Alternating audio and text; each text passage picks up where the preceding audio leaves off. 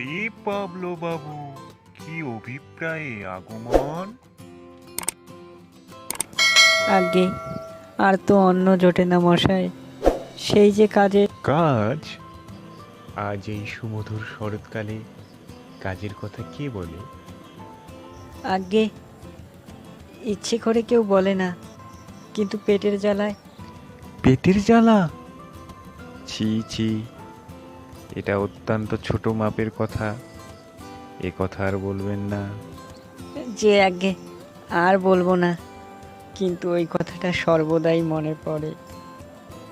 কি বলেন পাবলো বাবু, সর্বদাই মনে পড়ে? এমন প্রশান্ত নিস্তব্ধ সুন্দর বিকেল বেলাতেও মনে পড়ছে?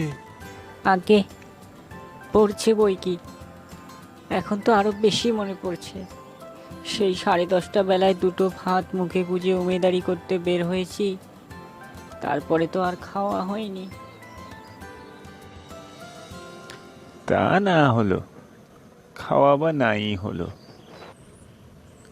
এই শরৎকালের বিকেল বেলায় কি মনে হয় না যে মানুষ যেন পশুর মতো কতকগুলো আহার না করেও বেঁচে থাকে, যেন কেবল এই চাঁদের আলো, এই ফুলের মধু, এই বসন্তের বাতাস খেয়েই জীবন চলে যায়।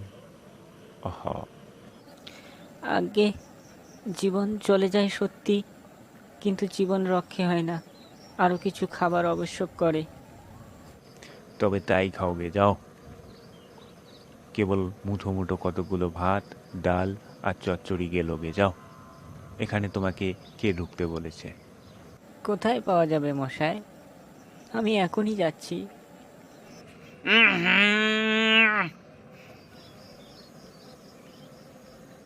মানিকবাবু, আপনি ঠিক বলেছেন।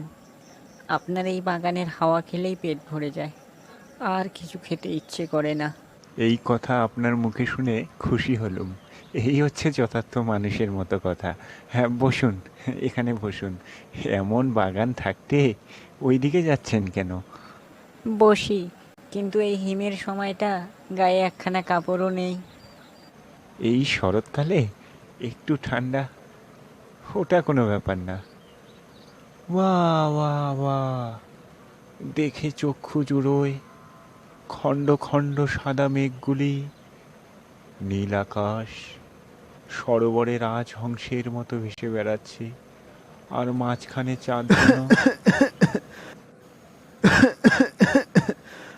মাঝখানে এই চাঁদ যেন, শুনছেন? আপনি তো দেখছি ভয়ানক রকমের বদমশাই। আপনাকে যদি কাশতে হয় আপনি গিয়ে আপনার বাড়ির ঘরের কোণে গিয়ে কম্বল মুড়ি দিয়ে কাশতে পারেন। আমার এমন বাগানে কাশার কি? আগে আমার আর কিছু নেই, অর্থাৎ কম্বলও নেই, কাঁথাও নেই।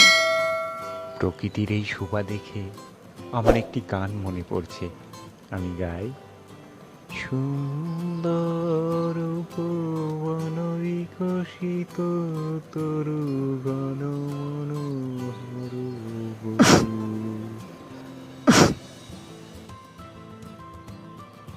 বেরো আমার বাগান থেকে। এখনই বেরোচ্ছি, আমার এক দণ্ড এ বাগানে থাকবার ইচ্ছে নেই। আমি না বেরোলে আমার প্রাণটা বেরোবে। এই শরৎকালের মাধুরী আমার চোখ নাক দিয়ে বেরোচ্ছে, প্রাণটা শুদ্ধ হেঁচে ফেলবার উপক্রম। সেই কাজটা যদি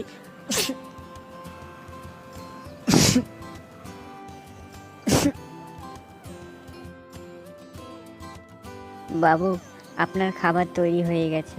দেরি করলি কেন? খাবার বানাতে বুঝি 2 ঘন্টা লাগে? উহ, কি খিদে পেয়েছে। চল এখনই চল।